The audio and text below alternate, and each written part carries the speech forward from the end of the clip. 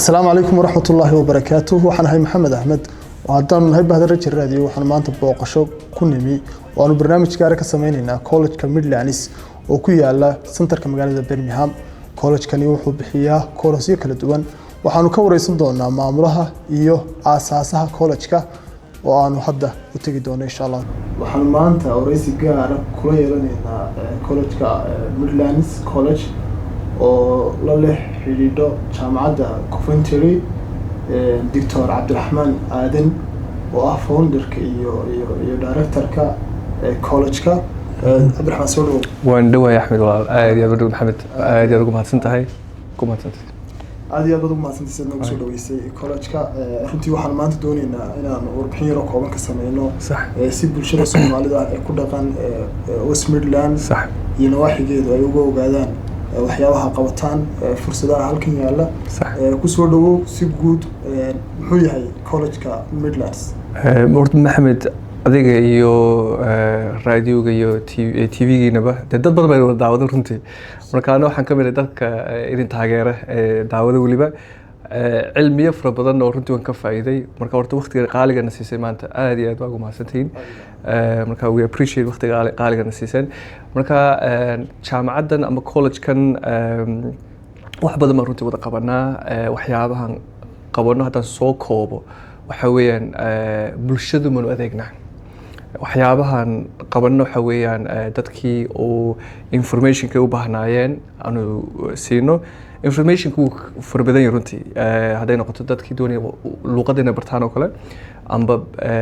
jaamacada galaan inay jaamacada wax ka bartaan oo kale iyo career advice-ka waxa la yiraahdo kale marka dad u manu adeeganay bulsho manu adeegana way anaka dad iyo bulsho baa noo soo adeegay markii ugu horeysaba oo halkan soo gaarsiiyay marka runtii farxad bay tahay inaan halka ka sii jaan qaado oo inteeda isku dayo xukuumadda inaan faham buuxna anagii bulshada ka haysan doono shaqadiina Cabdiraxmaan oo magaalada Soomaali badan baa ku nool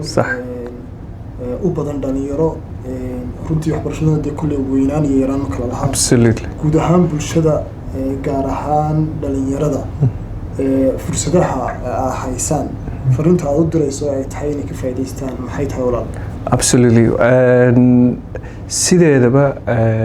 imka organization-ka Midland College waxyaabahan qabano waxaa ka mid ah heerkii iskuulada hoose iskuulada dhexe iyo iskuulada sareba dadkan advice ka siin lahayn amba information amba guidance ama waa la talinaa runtii marka qofku noo yimaado ingiriiskan degana runtiina waxbarashada aad iyo aad bay ugu yartahay dadka wax baranaya aad iyo aad bay tirada koob marka la tiro koob la sameeyo kale 70 milyan baa ingiriiska degan 70 milyan research marka haddaanu sameyno oon eegno yaa wax bartay waxa daatada soo baxaysa waxa weeye 33% ayaa wax bartay marka halka waxay nooga soo baxay ilaa 70% population wax ma baranin marka dadkii wax bartay waxyaabo fara badan baa u fududaaday haday noqoto dhinaca shaqada haday noqoto dhinaca nolosha iyo haday noqoto dhinaca wax soo saarka marka dadkii daatada ku jiray baan ahaanba laakiin nasiib wanaag markan ka macaashay ka faa'iiday aqoontii iyo opportunity-ga xambaarsan aqoonta waxyaabo badan baa runtii noo fududaanay marka bulshada sideedaba dadkii aan la degnayn iyo dadkii aan ka nimid baa runtii waan wada adeegnaa nasiib wanaag 6 sanadoodayna soo dhaafay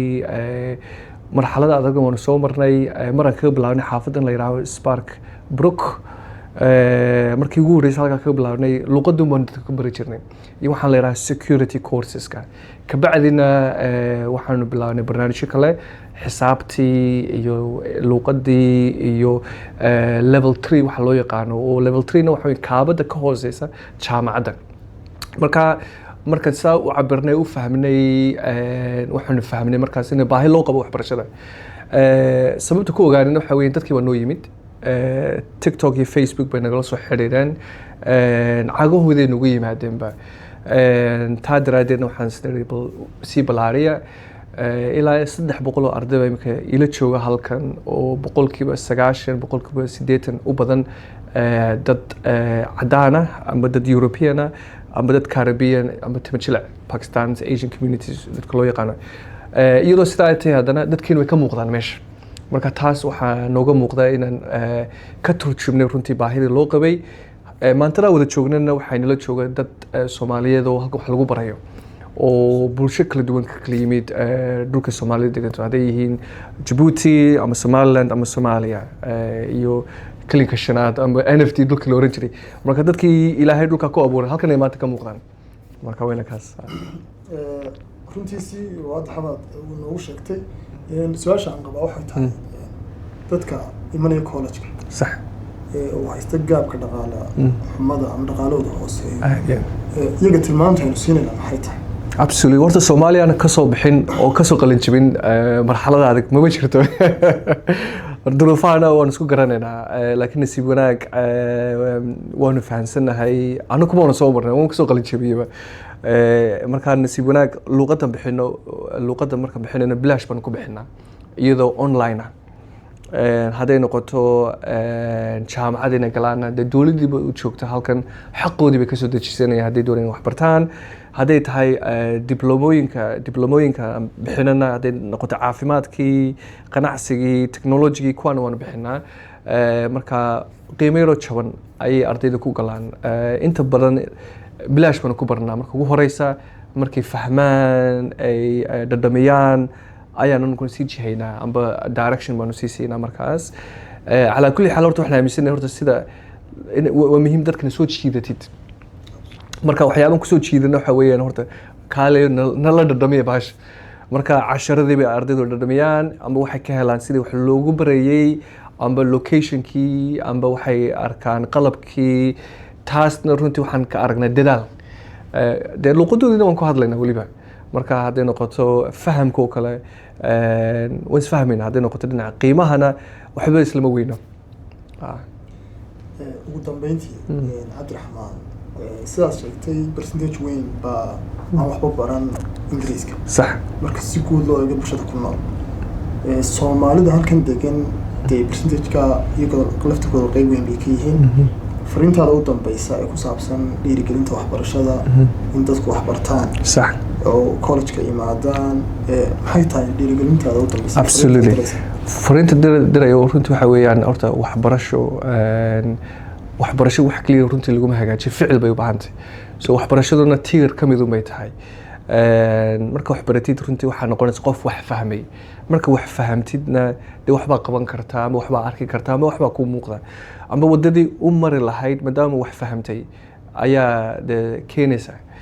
ama feerilaad baa ku keeni ama aqli baa ku keeni amba maxaa la yidhahaa cilmi baa ku keeni marka anigu waxaan aaminsanay qofka marka wax barto kalsooni gaar u yeeshaa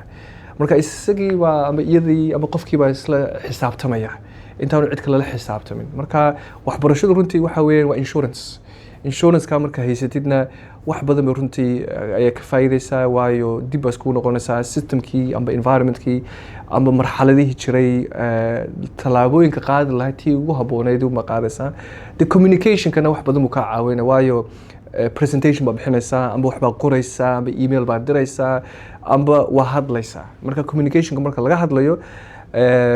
waxbarashada sideedaba waa kaabadaha fahamka iyo kaabadaha wixii aad fahamtay ku iibgeyn lahayd oo kale ama kusoo jiidan lahayd oo kale marka communication badan bay kaa caawinaysaa iyo kalsooni bay ku siinaysaa taasna waxaa arkaysaa runtii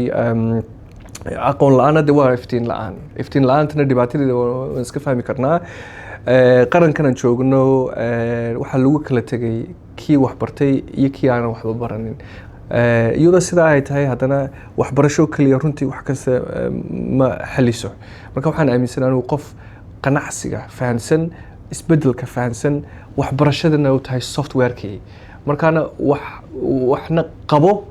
waxna ka fikir marka labadaa marka isku soo dhaweysid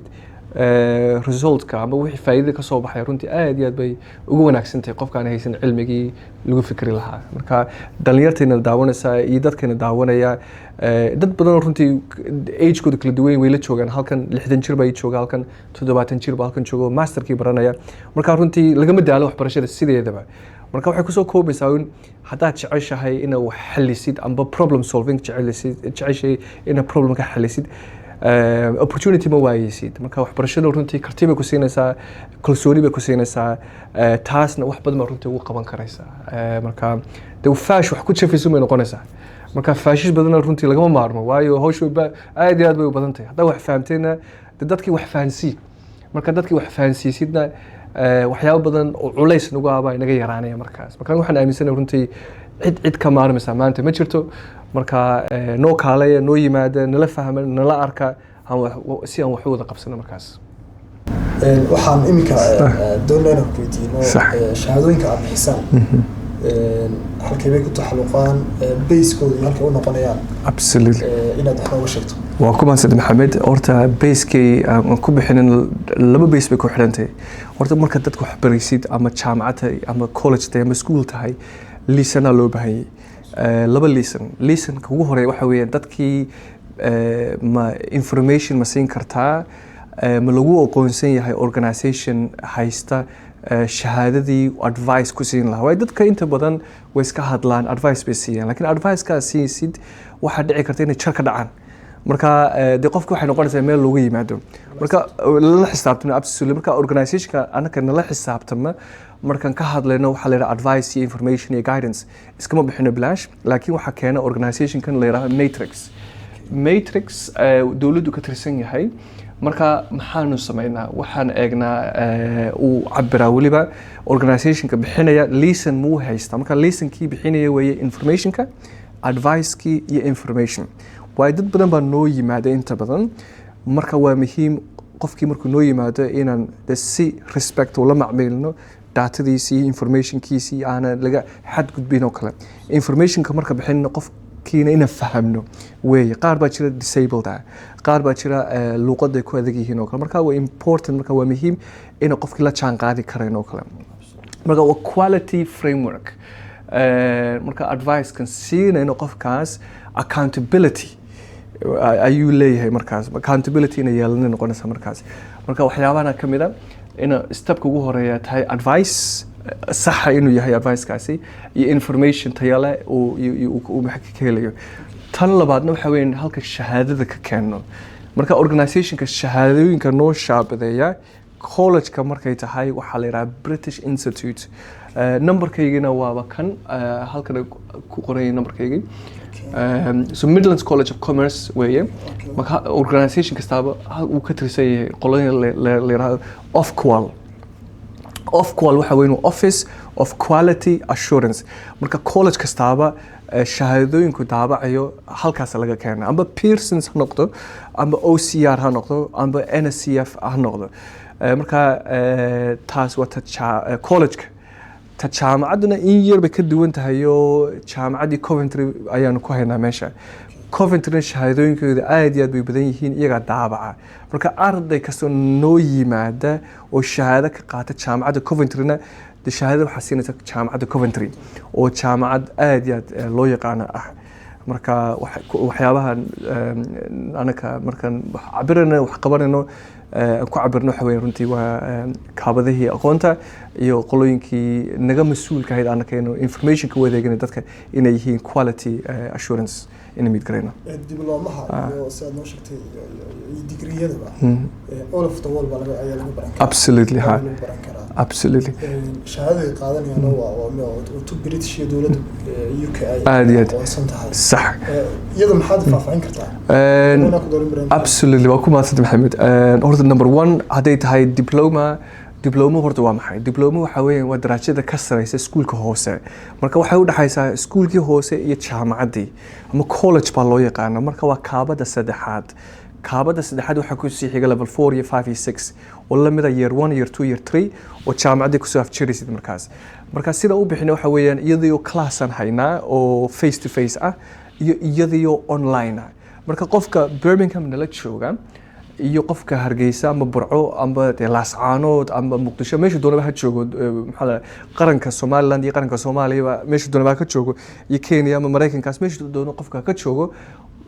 isku barbar ay taageen ardayga kii London joogay kii Birmingham kii Manchester joogay kii Hargeysa joogay kii Kenya joogay kii Ethiopia joogayba isku mid bay yihiin absolutely quality was sidii isku mid ka hayd weeye shahaadaduna waxa soo daabacay the Ministry of Education oo waliba department la yiraahdo Office of Quality Assurance taas oo ardaygii itixaamadiisi iyo casharada yihiin mid tayo leh. Marka ardayadaydu waxay la tartamayaan ardayda adduunka oo kale. Imka arday badan baanu siinay shahaadooyinkaas oo Kenya jooga ama Uganda jooga. Sharcigooda iga wata ay shaqooyin ka dalbadaan, shaqooyinka caafimaadka waliba health and social care haday yihiin. Marka waxay ku yimaadaan waliba iyagoo shahaado Ingiriis wata ay kaga shaqeeyaan qolooyinka la yiraahdo NHS iyo organisationadaas oo kale. Marka runtii waxay noqonaysaa qofkii qurbada joogay ama qurbooyinka kala joogay iyo qaaradaha kala joogayba fursad wanaagsan oo salaam ka dhiganaya aqoontii amba qarankiisa dhulkiisa joogi kara qofkaasi wax ku soo celin kara amba hadduu doono hami haysto kale wuu sii dhaafi kara wadamadaasi qaaradahaas oo kale Canada oo kale Mareykanka oo kale meesha doona ayuu qofkaasi uu sii gudbaya hadduu jecel yahay in aqoontiisa meel sii gaarsiiyo. رجالنا أنا فاهم في عن كاستان هالك الشهادة كتبي يو إدى أود أنا حين الشهادة سوى كل فرصة لها أونلاين كشهادة ومركز الدنيا كشوكتو برانكرا وهيلي كلا كواليتي قفنا هالكن شوكا أنا ويرا شوكتو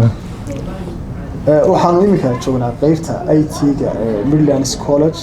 waxaan dhinaca taagan macallin Ismaaciil oo ah macallinka qaybta IT-ga runtii waxa socday class baa socday imika oo habliyo wiilal baa leh Cabdiraxmaan waxaan ka wareysan Ismaaciil waxaan ka wareysan doonaa sida uu college-ku u socdo qaybta IT-gu halka soo bilaabmay iyo halkan waxay ku hayaan iyo maalmaha ay shaqeeyaan soo dhaw Ismaaciil aad baad walaal mahadsan tahay aniga magacaygu waa macallin Ismaaciil waxaan ahay macallin IT muddo dheer dhigayay laga soo bilaabo 2017 ilaa haddeer waqtigan xaadirkan waxaan la shaqeynaa Midland College oo faculty kala duwan aan wadnaa sida matalanba PC repair waxaan kaloo wadnaa networking waxaan kaloo wadnaa cyber security courses waxaan wadnaa web development waxaan kaloo wadnaa database waxaan wadnaa waxyaalo kala duwan adigu koorsooyinka aad bay u badan yihiin qofku uma baahna inuu yani uu perfect haado hoostaan uga soo bilowna marka gradually marka la soo dhiso ayaa hadhow toole wixii kale u baahan yahay ku dirsan karaa waa marka sidoo Cabdiraxmaan doctorkuba uga waramay aniga qaybteedu waxa weeyaan waa qaybtiga IT-ga marka teknolojiyadaas anagu xooga saarnaa marka qof kasto yani Soomaaliya oo degan magaalada Birmingham iyo nawaaxigeeda uu ka soo qayb gali karaa waana diyaar baan u nahay runtii inaan caawino wixii wuxuu kasta u baahan yahay marka caawina waxaan ka caawinaa ardayda xitaa advice iyo guidance kuwa raba inay university-ga ay rabaan inay galaan waxyaalaha looga baahan yahay iyo dhismahoogii waliba dhinaca development-ka ayaan saarnaa insha Allah Ismaaciil waan si fiican baan u fahanay waxaan ku weydiin lahaa dadku si aad og tahay firaaqadoodu way yartahay waa sax maalmihii baa shaqeysaan dadka aan waqtiga badan haynin maxaa ugu tala gasheen fursadaha bal iyaga hadada waxaan ugu talagalnay dadka badanaa waan ognahay inay shaqeeyaan anagu laftigeegu shaqooyin kale aan haysanaa marka waxyaalahan waqtiyadan dhigno waxa kamid ah waa waqtiyada weekendka sida sabtida iyo axadda marka waliba waqtiyada gelinka dambe markay caruuraha ay ka keenaan malcaamadaha amba tutushanada marka waxyaalaha soo dhan waan ognahay anagoo duruufaha qof kastaba ku gaadaaman iyo area kastaba wuxuu u baahan yahay qofka anagoo waalidkii og marka waalidiinta iyo dhalinyarta intaba waan barnaa how long bay qaadataa diblomooyinkeenu teen lagu socdo walaal 10 week ilaa 12 week ayaan ku dhameynaa 2 bilood adigu ayaan taqriiban ku dhameynaa ardayinta lagu haystaan ardaydu walaal way fara badan yihiin klaasyadu waxa weeyaan waa 10 qof bay ka kooban yihiin ilaa 12 qof marka dhowr class baan haynaa sida guud dhaqaalahan dadka dhaqaalahooda hooseeyo maxaa u talagashay dhaqaalaha walaal waan la saayirnaa wallahi dad fara badan waxa jira bilaash bas kaga dhigta marka anagoo eegayna dadku inay u baahan yihiin caawimo lacagtu runtii anaga halkayga muhiim kama aha laakiin wixii support ay u baahan yihiin waan u qabanaa aad iyo aad baa maasanta macallin Ismaaciil walaalaad baa adiga mudan faham waxa ka haysanaa maanta sida ay u shaqeysaan iyo dadka halka muhiimka ah ugu jirtaan walaal adiga aad mudan aad baad maasanta macallinka kale isagana wareysan doonaa barbarkeyga taagan Cali Yaasiin oo ah isaguna data analysis runtii waxaan isagoo classka ku jira ayaan ku qabanay علي محاد وربحنا نقسم كرتا ناسنا كجرتان السلام عليكم ورحمة الله وبركاته waxaan joognaa magaalada Birmingham UK kolka waxaanu sameeynaa ardayda markii computerka la baro Ismaaciil baa bilaaba wuxuu baraa waxa la yidhaahdo IT-ga computer A sidii loo fureeyo iyo sidii loo isticmaali karo. Marka inta la dhameeyo after 10 weeks 12 weeks waxaanu gelinaa waxa la yidhaahdo programming codingka waxaanu gelinaa Python. way badan yihiin, waxaa jira Java, waxaa jira R iyo maxaa C++, laakiin anaga waxaanu nahay Python-kii baanu gelinaa. markaasaanu 15 weeks bay gelayaan. markay intaa dhameeyaan waxaanu u gudbaynaa waxa la yidhaahdo machine learning iyo waxa la yidhaahdo sida gawaarida hadda oo u socdaan Mareykanka iyo Japan oo keligooda ah. kaasaanu gelinaa waa machine learning, machiinkii wax la baraya. kolka waxaanu intaa markaan dhamayno waxaan gelinaa waxa la yidhaahdo analyzingkii waxa weeye sidii analyzing loo samayn lahaa oo datadii oo meel walba yaal oo la samayn lahaa, sidii datadii lala hadli lahaa oo laga heli lahaa jawaabtii maxaa looga baahan yahay, haddii business tahay, haddii ministry tahay. kolka dalalkeenu oo kale Soomaaliya, Somaliland iyo Djibouti meelaheena oo dhan waan u baahanay wax aad badan maxaa la yidhahdaa analyzingka inay datadii la hadlaan oo soo keenaan jawaab oo sidii horumar ah loo geli lahaa. inta markaanu dhamayno waxaanu gelinaa waxa la yidhahdo AI-dana hadda aad bay u socotaa, meel walba waad la socotaan. waxa weeye artificial intelligent kaasaa la gelayaa. kaana waxaanu bilownay class oo aanu barayno dadka sidii AI trainingkeeda u socda. waa wax Kenya oo kale aad buu ka socda iyo Nigeria, Somaliland iyo Somalia. waxaan doonaynaa iyagana inaanu wax fiican inaan barno sidii AI-da lagu bari lahaa, sidii geedaha maxaa la yidhaahdaa systemka luuqadda dhinac walba AI-da u ku jira. intii lagu soo dhex jirtay arrimahan horta waxaan ka bilaabay Sweden 1994gii business information technology magaalada la yidhaahdo Halmstad. marka aan dhameeyey halkan aan soo guuray 2001kii business baan galay, waxyaalo badan baan galay. markii dambe 2020 baan haddana bilaabay, laakiin codingka waxaan bilaabay 2021 baan bilaabay codingka. dadka Soomaalida ay ku dhaqan bay maxaa fursadda aad wadaagsan maxay timaad? dadka jooga Birmingham waxaan leenahay ku soo biira. Soomaalidu waxaanu nahay isku il. haddii taxi la gelayo dadku taxiga way galaan, haddii meel la gelayo waa la galaa, dadku way ku guuleystaan. maanta haddii aan idiin sheego dadkeena Soomaaliya la yiraahdo Soomaali anaga ku guuleysanay xagga madowga haddii noqoto IT. caruurteena ayaa number 1 ah haddii la eego. they are very intelligent. geemiyaashaasi ku bilaaban iyo intelligence-keenii iyo Soomaalinimadii aanu haysanay ba maxaa DNA bay ku taal. waxaa coding wifi-ga un haddii aanu helno we are in. dad badan dhinac kalena way galaan card fraud iyo waxaas, laakiin badana caruurteena waxay ku jiraan IT. haddii la eego magaalada la yidhaahdo Solihull, xaafadda la yidhaahdo Solihull, waxaa jira Land Rover laynka oo dhan oo computerka caruurteena ku jirta. kolka waa guul aan ku guuleysanayno, aan maxaa la yidhahdaa industry fiican. inkasta taxiga dadku ay ku jiraan child care iyo waxyaalahaas, laakiin hadda caruurtii kaanay galaan and they are doing very well. aad iyo aad baan u faraxsanaynaa. jazakallahu khair. soo baxa wax barta. anigu waxaan ku bartay anigoo 50 jir ah. kolka there's no limit. soo baxa insha Allah.